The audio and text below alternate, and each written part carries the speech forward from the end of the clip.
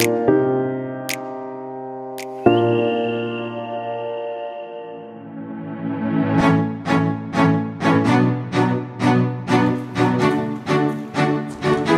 sejak tahun 2015 yang lalu, Sekolah Dasar Negeri 14 di Pontianak ini sudah ditetapkan sebagai bangunan dengan cagar budaya. Dan tentunya saat ini sekarang saya memang sedang berada di Sekolah Dasar Negeri 14 dan saat ini saya tidak sendirian, saya bersama dengan seorang penggiat literasi budaya. Tentunya di sini sudah ada Bang Ahmad Asma bersama dengan saya saat ini. Nah, ini saya mau tanya-tanya sedikit nih Bang tentang bangunan yang ada di salah satu sudut kota Pontianak ini, yaitu Sekolah Dasar Negeri 14 yang memang bangunannya ini sepertinya sudah sangat lama sekali seperti itu ya Bang Sofi ya? Iya. Sudah sangat lama dan juga ini banyak sekali material-material yang tentunya ini merupakan bangunan yang tentunya bahan-bahannya ini sudah dipakai dari awal-awal masa kolonial Belanda dulu. Iya Mbak Gladys. Jadi ikonik ya? Penting dalam kita memahami sejarah kota Pontianak. Jadi sekolah HIS dulu, Holland Inland School yang ada di kota Pontianak itu kalau tidak salah berdasarkan data yang sampai saat ini kita ada itu kali pertama dibangun 1902. 1902. Iya. Jadi kalau bangunan yang sekarang ini sudah kira-kira 2 kali pemugaran, jadilah bentuknya seperti yang kita saksikan sampai di hari ini. Kadang kalau kita lihat sekilas saja, udah tahu nih Mbak Gladys, wah ini pasti panjang sejarahnya, besar maknanya, dan penting untuk sejarah kota Pontianak. Ya, kalau mengenai sejarahnya sendiri, nih Bang Ahmad nih, kalau yang dari saya baca ya, ini kan zaman dulu ini dibangun untuk sekolah masyarakat kolonial Belanda pada saat itu. Iya. Cuman masyarakat di Indonesia sendiri boleh, tapi itu hanya kalangan-kalangan tersendiri. Nah itu gimana tuh Bang? Ya, jadi Gleri, sebenarnya ini yang menarik juga. Ini tidak terlepas dari kebijakan pemerintah kolonial Hindia Belanda zaman itu. Jadi 1902 bangunan ini didirikan, memang awalnya khusus untuk anak-anak dari kalangan pemerintah kolonial Hindia Belanda. Jadi khusus untuk anak-anak mereka. Tapi kemudian 1920-an itu mulai diperbolehkan anak-anak dari kalangan kita untuk mengenyam pendidikan sekolah. Jadi yang paling pentingnya itu 1902 pertama kali didirikan, baru kemudian di tahun 1920-an diperbolehkan. Nah, kalau misalnya untuk Sekolah Dasar Negeri 14 Kota Pontianak ini sendiri, Bang Ahmad, kenapa kok baru ditetapkan sebagai cagar budaya Kota Pontianak itu di tahun 2015? Kenapa tidak sebelum-sebelumnya? Apa yang mendasari? Ya, kalau yang mendasari kan ini, Gleris ya, di Undang-Undang Nomor 11 tahun 2010 itu. Jadi proses sebuah bangunan, sebuah tempat itu menjadi benda cagar budaya, itu kan butuh proses yang tidak sebentar, proses yang panjang kemudian. Gitu. Bersamaan dengan beberapa tempat lain yang ada di kota Pontianak. Kalau untuk lokasi sendiri, ini Bang Ahmad, Sekolah Dasar Negeri 14 ini kan ada di tengah-tengah kota, tepatnya di Jalan Tamar ya. Di sini di mana gedung-gedung ini semuanya sudah modern. Wah. Ini memang terlihat sangat unik sekali ya di tengah-tengah kota, terus masih dengan bangunan lama. Terus membuat saya tuh bertanya-tanya kenapa kok lokasinya itu ada di sini gitu, di Jalan Tamar gitu. Apakah ada sejarahnya zaman dulu sehingga dibangun di lokasi Pontianak di Jalan Tamar ini? Iya, Gladys. Ini juga yang sangat menarik ya. Karena kalau kita beranjak dari konstruksi pembentukan kota Pontianak, Pontianak itu kan sebagian kalangan itu terbagi dua, kota tradisional dan kota kolonial. Dan di sini ini menjadi pusat dari kota kolonial. Jadi kalau kita di sebelah sana itu kantor residence dan kantor asisten residen yang sekarang jadi kantor wali kota dan pusat pemerintahan kota Pontianak. Jadi kalau di depannya itu kalau misalkan kita lihat dari peta 1934. Nah, ini kawasan kantor pemerintah kolonial Hindia Belanda. Dan di sebelah sana itu apa pemukiman-pemukiman pejabat-pejabatnya, pemukiman-pemukiman warga keturunan Hindia Belanda. Jadi karena di sini ya hitungannya ini pemukiman mereka lah, yang sebut kota kolonialnya itu. Nah mereka berdiam di sini, nah anak-anaknya sekolah di sini, di HIS Krama di kota Pontianak ini. Berarti memang bangunan ini sendiri dibangun di sini karena di sini wilayah pemukiman warga Hindia Belanda ya Bang Ahmad ya? Jadi dekat dengan rumah-rumah mereka. Oke, keren sekali. Saya sedikit penasaran dengan konstruksi dari bangunan Sekolah Dasar Negeri 14 ini sendiri nih Bang Ahmad. Ini kira-kira, ini kan bangunan lama nih. Iya. Pasti dulu itu zaman-zaman kolonial Belanda, zaman-zaman berapa puluh tahun atau ratus tahun yang lalu ini dibangunnya memang seperti ini. Nah ini kira-kira ada filosofinya tersendiri nggak sih Bang Ahmad? Ya kalau filosofi secara fungsional pun pasti ada garisnya. Jadi kalau misalnya kita lihat dari jendela aja, dari jendela dan pintu, jendelanya kelihatan besar, pintunya juga kelihatan tinggi dan besarnya itu. Nah ini kan salah satu gaya-gaya bangunan Indis. Bangunan Indis itu salah satu perpaduan menarik antara gaya-gaya Eropa yang sesuaikan dengan kondisi yang ada di Indonesia sekarang. Jadi kenapa misalkan jadi besar, tinggi dan besar itu supaya apa? Supaya nanti di dalam ruangannya itu lebih nyaman, sirkulasi udaranya lebih baik, dan pencahayaan itu jauh lebih baik. Jadi kalau selasar ini kan udah kelihatan dari ujung ke ujungnya apa nuansa bangunan lamanya. Jadi ini gelagarnya selasarnya dari kayu-kayu belian, saya nganggapnya kayu belian kelas 1 lah, yang kayu-kayu bagus di zaman-zamannya itu. Ini kita sekarang masuk ke salah satu ruang kelasnya nih ya Bang Ahmad ya? Iya, Gladys. Lokal kelas. Lokal kelasnya. Ini kira-kira ada perbedaan nggak sih lokal kelas yang zaman sekarang sama yang zaman dulu? Ini kan udah termasuk zaman dulu sekali, udah lama ya yang bangunan seperti ini. Kira-kira ada perbedaan nggak nih Bang Ahmad? Kalau perbedaan jelas ya, Gladys ya. Jadi bahkan kalau misalnya tadi kita masuk awal dari pintu yang besar, kemudian kita masuk dari dinding yang tinggi, kemudian langit-langit yang juga tinggi, yang sekilas rasanya beda, dan sirkulasi udara yang bagus, yang menurut saya kemudian memberi kenyamanan ketika kita masuk. Ya, ini jendela-jendela juga seperti yang tadi Bang Ahmad udah ceritakan ya, ini lebar-lebar semuanya. Terus di atas juga ini kayaknya jendelanya bisa dibuka tutup kayak gini ya? Iya, benar.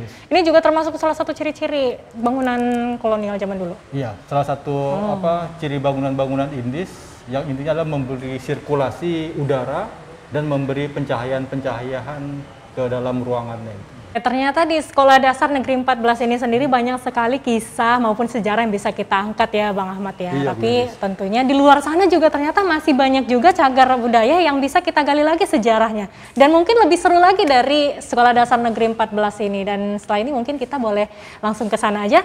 Bang Ahmad, oke, mari. Ya.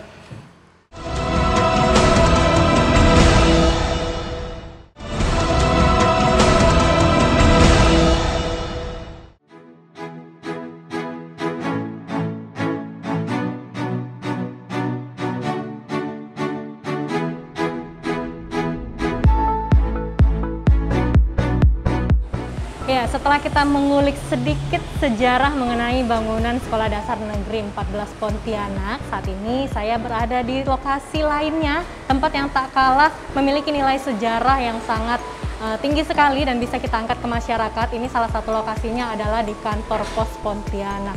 Nah, masih bersama dengan saya, masih ada penggiat literasi budaya lokal, masih bersama Bang Ahmad. Kira-kira nih apa nih yang bisa diceritakan mengenai kantor pos Pontianak, Bang? Ya, Gladys. Ini juga salah satu bangunan penting, salah satu bangunan yang ikonik di kota Pontianak. Kalau sepanjang narasi sejarah data yang saya punya, yang saya temukan, bangunan ini pertama kali didirikan tahun 1858. Jadi sudah lebih dari 1 abad. Jadi kalau dari beberapa peta lama, Salah satunya peta tahun 1934. Jadi di peta itu dikasih keterangan di sinilah letak dari kantor pos Hindia Belanda. Kalau untuk lokasi sendiri ini kan tidak jauh tadi sebenarnya dengan lokasi yang pertama kita datangi, yaitu Sekolah Dasar Negeri 14. Ini apakah ada sejarahnya harus berdekatan seperti itu atau ada gimana nih lokasinya nih? Ya, karena kalau tadi kita di bangunan SD 14 yang dulu merupakan sekolah HIS, Holland Inline School, karena memang ini masih satu kawasan, Bang Ledi. Ini satu kawasan. Jadi kalaupun kita lihat dari data-data tadi itu, ini masih satu kawasan perkantoran penting di zaman Hindia Belanda. Ya, gimana kalau kita langsung aja ke dalam, Bang Ahmad, kita sambil lihat bukti-bukti sejarah yang masih tersisa di sini dan juga kita lihat dari mungkin ada dari segi bangunannya atau dari segi yang lainnya yang masih menyimpan sejarah zaman dulu ya. Pastinya setiap sudut punya makna, punya cerita. Oke. Kalau dari segi konstruksi bangunannya ini kayaknya memang apa ya, kayak perkantoran zaman Hindia Belanda dulu. Apakah kayak gini, Bang? Tinggi dengan atap tinggi, terus jendela-jendela di atas itu seperti kayak gini ya? Iya. Bentuknya ya? Artinya kajian-kajian tentang fungsional, fungsi bangunannya, kemudian sangat-sangat berpadu pada kajian-kajian estetika, kajian-kajian keindahannya itu. Oke, kita langsung menelusuri tempat-tempat lainnya aja, Bang. Siapa tahu masih ada bangunan sejarah lainnya di sini yang bisa kita kulik. Oh, sepertinya kita langsung ngobrol aja dengan Kepala Kantor Pos. Ya, Pak Jainal. Selamat pagi, Pak. Selamat pagi. Boleh sedikit kita ngobrol-ngobrol, tanya-tanya, Pak Jainal ya? Silakan. Oke, berbicara mengenai nilai-nilai sejarah yang ada di kantor pos ini, kira-kira apa yang masih tersisa nih Pak, yang sampai sekarang masih digunakan? Yang masih tersisa di sini kita ada berangkas ya, namanya dulu tulis atau khasanah. Nah, kita namakan waktu zaman Belanda itu khasanah. Ini terbuat dari pintu besi. Nah, pintu besi. Baja Pak ya? Asli baja. Wah. Ini lumayan kalau kena tangan nih ya Pak? Bisa putus itu kalau kejepit. Nah, di sini masih ada terdapat berangkas uang ya. Nah, berangkas uang. Jadi berangkas ini dulu kita gunakan untuk penyimpanan uang. Jadi kan kita biasanya kan ambil uang kas dari kantor pos cabang. Nanti sebelum diserahkan ke bagian keuangan disimpan di sini. Kan? Nah, ini udah agak terkunci nih. Ya. Jadi ini berangkas ini ada dua. Yang satu ini untuk biasanya uang ya. Jadi dari kantor pos cabang uang itu kita kumpulkan sebelum disetorkan ke bagian keuangan, itu sama bagian operasi disimpan dulu di sini. Berarti kalau misalnya terjadi sesuatu atau kebakaran misalnya Pak, berarti ruangan ini aman? Ya. Nah, walaupun nanti kondisi post major, kebakaran misalkan insya Allah aman. Wah keren, ternyata teknologi zaman dulu itu lumayan oke juga ya. Kalau di sebelah itu lain lagi, di sebelah itu ada berangkas, ada juga tempat penyimpanan barang-barang berharga. Masih ada sampai sekarang Masih Pak? ada. Oke, boleh kita menuju ke sana Pak? Baik, kita ke sebelah. Nah, yang ini lebih besar lagi karena dulu digunakan oleh bagian keuangan. Jadi oleh bagian keuangan ini di berangkasnya yang besar. Nah, ini berangkasnya besar. Oke Pak, ini kalau untuk nama lemarinya sendiri ini apa nih Pak? Ini lemari tempat penyimpanan benda berharga. Biasanya kita tempat BPM ya, benda pos dan materai. Nah, di sini dulu tempat segel, materai, perangko kita simpan di sini. Ini nama lemari. Tetapi yang lebih unik lagi di sini adalah pintunya rolling door. Rolling door. Nah, kalau biasa kan buka tutup ya Pak ya? Kalau ini kan buka tutup pakai pintu, kalau ini enggak. Itu rolling door. Cuman karena ini udah rusak ya, jadi tidak bisa dibuka. Waktu itu kami lihat ada tulisan Rockton Company, kemudian kita telusuri ternyata itu pabrik manufaktur khusus alat-alat pertanian. Nah, terus kita lihat sesuaikan bentuk bendanya itu. Nah, kemudian ketahuan, wah ini ternyata diproduksi tahun sekian dengan jumlah sekian. Wah, tadi sekilas di bagian balik pintu ada terlihat juga tuh, Gladys. Gimana? Aduh ini susah bukannya. Berat. Wow, berat. Wah, memang berat ternyata. Wah, keren lah. Nah ini nih, ada kayak logo. Nah, ini Pak. Oh iya, sama mereknya. Gepenore Fabric Merk Holland Belanda. Selanjutnya saya mau berjalan-jalan lagi, boleh Pak keliling-keliling kantor pos?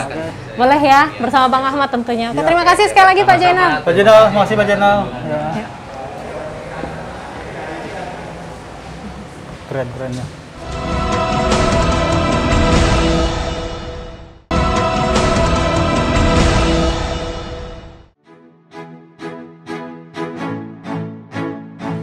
Ya, setelah kami menelusuri ke beberapa tempat bersejarah yang ada di Kota Pontianak, salah satunya tadi ada di Sekolah SDN Negeri 14 Pontianak dan juga ada di kantor pos tertua ya Bang Ahmad ya. Tentunya sekarang kita masih ingin berjalan-jalan lagi, masih di seputaran Kota Pontianak, kita akan mencari lagi, menggali lagi tentang sejarah-sejarah yang ada di sini.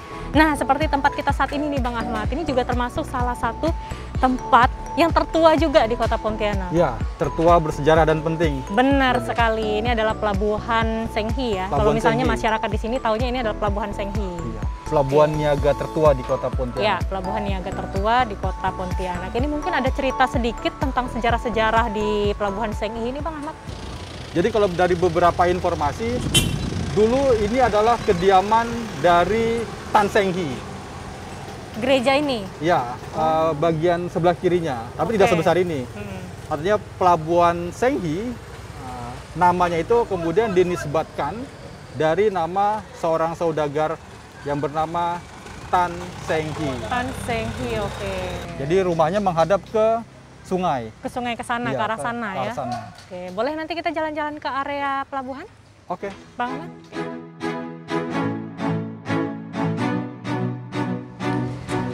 Untuk Pelabuhan Senghi ini sendiri, Bang Ahmad, ini kan merupakan pelabuhan niaga tertua yang ada di Kota Pontianak. Iya, Glenn. Nah, menurut literasi itu kenapa namanya Pelabuhan Senghi? Ini dulu karena milik dari seorang saudagar kalau tidak salah, Gleri Iya. ya. Namanya kalau tidak salah Tan Senghi. Iya. Nah, ini bagaimana ceritanya sampai Tan Senghi ini pelabuhannya diambil alih oleh Dinas Perhubungan. Kalau sekarang kan Dinas Perhubungan yang pegang. Iya, Nah, Dinas itu bagaimana tuh ceritanya, Bang Ahmad? Yang pertama dari nama dulu, Gleris ya. Nama, memang nama ini diambil dari nama Tan Senghi. Siapa Tan Senghi?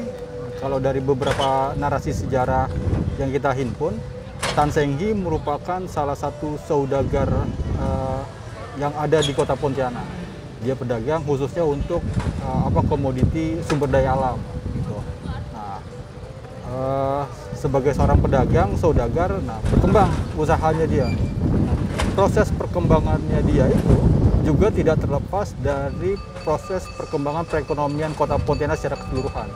Dari informasi yang saya dapat, dia tidak meninggal di Pontianak. Oh, ya? Dia nggak salah meninggal di Singapura. Itu yang pertama. Yang kedua, di sekitar tahun 1930-an, usaha yang dirintis dan dikembangkan Tan Senghi itu mengalami kemunduran. Anggaplah tanah-tanah areal sekitarnya itu dibeli oleh pihak Keuskupan Pontianak. Seperti itu. Dan pada saat itulah pelabuhan ini diambil alih oleh Dinas Perhubungan, seperti itu? Ya, tapi tentu sudah mengalami proses. Jadi tidak serta-merta langsung beralih. Ya. Berarti banyak sekali sejarah-sejarah yang sebenarnya bisa kita gali nih di daerah sekitar Pelabuhan Senghi ini ya Bang? Ya, banyak sekali. Ya, kalau misalnya kita berbicara mengenai tempat bersejarah nih Bang Ahmad, biasanya kan di suatu tempat itu ada penanda atau patok bahwa tempat itu memang merupakan tempat bersejarah. Nah, kalau untuk Pelabuhan Senghi ini sendiri kira-kira di mana nih Bang Ahmad? Kita mau tahu nih, patoknya ada di mana? Ada, Gleris. Dia posisinya ada di dekat pintu masuk.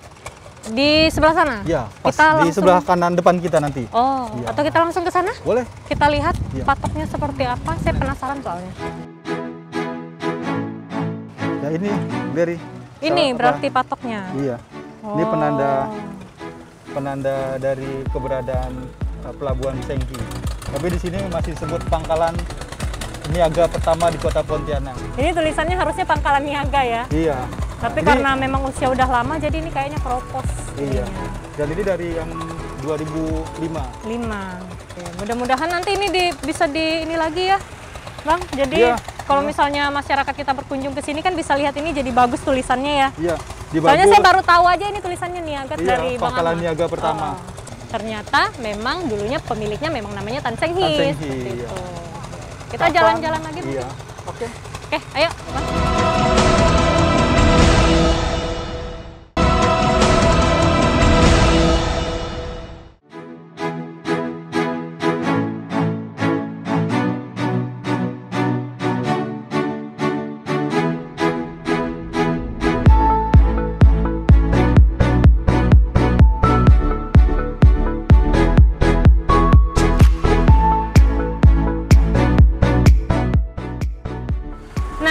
berarti yang dimaksud dengan patok 0 km di Pontianak ini berarti Bang Ahmad? Iya, Glenn. Yang kuning ini ya? Iya. Dulu warnanya masih warna asli batu. Bentuknya memang seperti ini. Warna asli batu berarti abu-abu. Abu-abu. Ini baru dicat kuning lagi. Ya, seperti ini. Hmm. Ini kemudian dulu pun beberapa bagian sudah agak rusak, ladies. Tapi tinggi dan diameter itu masih sama, tetap kurang lebih. sama. Di sini kan ada tulisan nih Bang Ahmad, MPW 67. Iya. Di sini PTK 0. Nah, ini kan Pontianak 0 kilometernya. Iya. Terus yang 67 itu jarak dari sini, dari titik ini menuju ke daerah Mempawah. Oh, ini yang dimaksud tadi. Iya, Oh, Mempawah begitu. 67. Tapi kenapa hanya Mempawah? Misalnya kenapa nggak ditulis Sambas, Bengkayang juga ikut ditulis gitu? Ya sebenarnya kalau di sana kan yang kota relatif pertama diketemukan dari sini itu Mempawah. Dari Mempawah baru nanti sampai di Singkawang. Dari Singkawang kalau kita ke arah kiri ke Sambas, ke arah kanan ke Bengkayang. Bengkayang. Leris, ini kan patoknya, patok 0 kilometernya itu, Yeah. yang di tahun 1890-an. Nah sebenarnya juga ada seperti taman kecilnya. Oh, tamannya patok, iya. yang ada tulisan nolnya ini Iya. besar-besar ini. Iya. Oh gitu. Miniatur taman patok 0 kilometer Pontianak. Ini tulisannya ya, patok Iya. Pontianak 0 km. Nah, Dan simbol nolnya itu, ladies. dengan simbol 0. Harusnya masyarakat kita sudah semakin tahu dan semakin bisa mengenal di mana sih titik 0 km Pontianak. Wah, tidak terasa ini Bang Ahmad, ini sudah sore, udah Iya. saatnya sepertinya kita sudah harus menyudahi jelajah kita pada hari ini. Tapi sekali lagi Glery ucapkan terima kasih banyak Ya. atas waktunya. Nanti lain kali kalau Glery ajak lagi jalan-jalan ke beberapa tempat sejarah yang ada di Kota Pontianak, masih mau ya Bang Siap, Ahmad ya? siap. Saya juga terima kasih, mudah-mudahan bisa bermanfaat. Ya, mudah-mudahan ini juga bisa diangkat kembali ke masyarakat supaya masyarakat kita bisa lebih melestarikan lagi sejarah yang ada di Kota Pontianak. Amin, Oke, amin. ayo Bang Ahmad kita langsung aja. Oke, Grace. Ya.